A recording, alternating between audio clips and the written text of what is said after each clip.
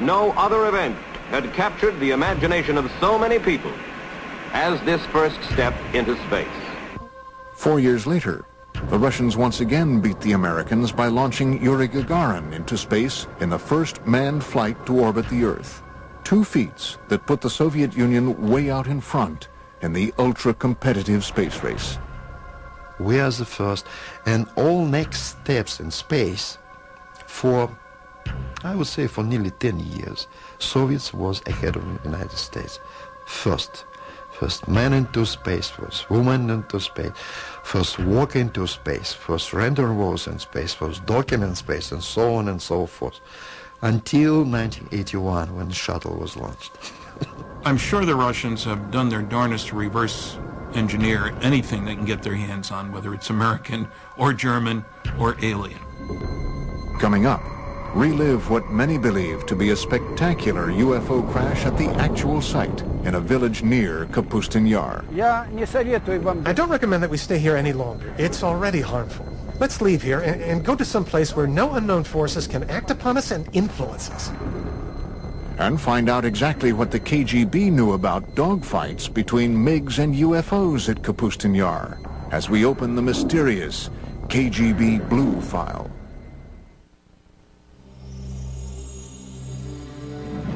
Russia's foremost authority on UFOs is a man so legendary and popular around the country that he is known only by his last name, Azhaja.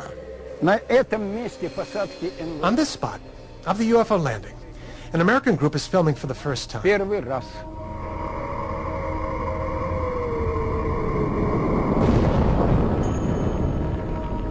He was very popular at the peak of the UFO activity in the Soviet Union. It was late 60s, 70s. At that time it was not permitted, but not restricted to talk about this.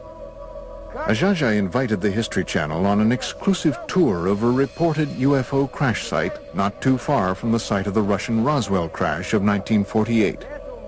For that, I have to stand there, on that particular corner. Using 2 copper rods, Azhaja begins the tour by testing the ambient energy that the crash site still emits today.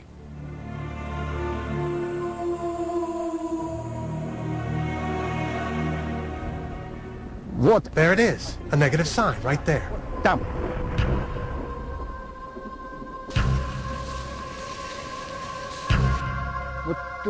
there, that way.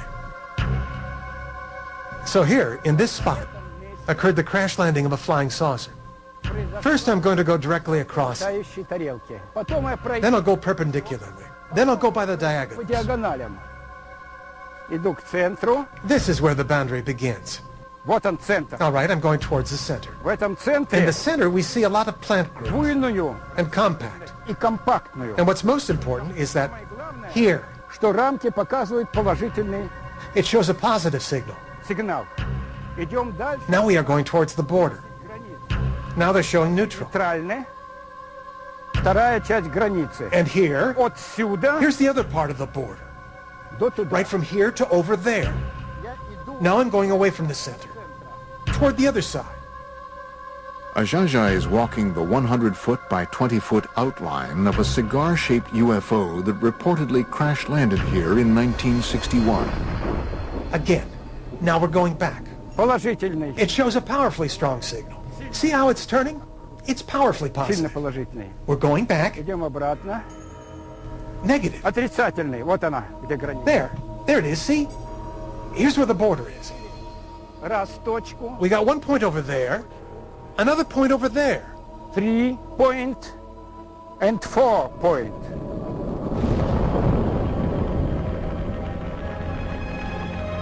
Animals avoid this place. They go around it. Cattle don't graze here. Yes, there is unknown energy, which, as experience shows, affects people in a negative fashion. Your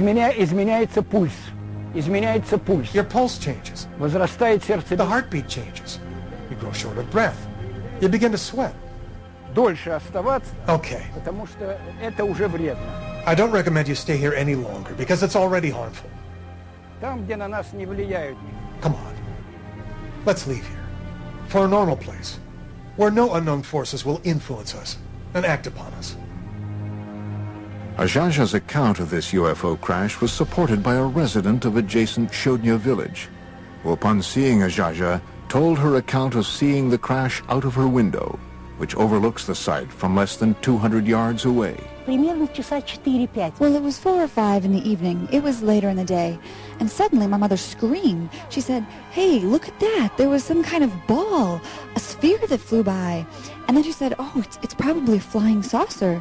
And it was a big, fiery red sphere that flew by.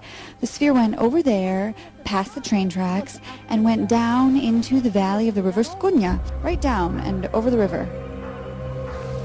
Experts like Ajaja believe that UFO events like this crash, as well as the 1948 Russian Roswell crash, caused a Pandora's box to open over Kapustin Yar, leading to what some have called a war in the skies over Russia. Получали команду. Pilots would often receive orders from the ground to defend their airspace and shoot down UFOs. Other times, the UFOs would go on terrifying attacks. Атаку. What intrigues me about the Russians as much as anything is apparent dogfights between UFOs. And I've read several accounts of that, several of them having dogfights.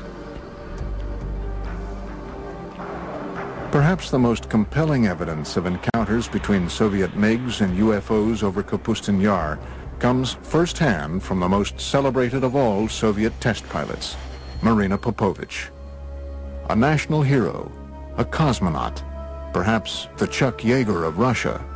She says that she witnessed actual battles between Soviet pilots and UFOs. One incident in 1964 occurred during a Soviet Air Force training mission. Alexander Kopegin was the commander of a squadron and a pilot instructor in one of the flight schools.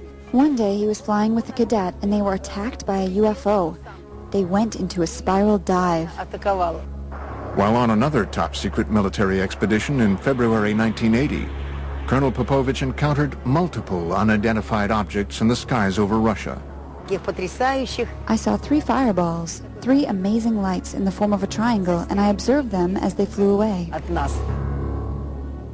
Another MiG test pilot, Colonel Vyatkin Lev Mikhailovich, agreed to tell his first-person account for our cameras for the very first time. August 7th, 1967, 6:30 in the evening. Colonel Mikhailovich reports that his MiG was momentarily captured in midair by a UFO.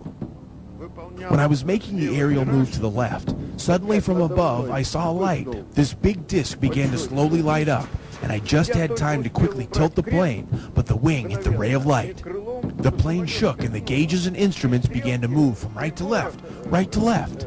It is as though the ray of light dissolved into shining little points of light.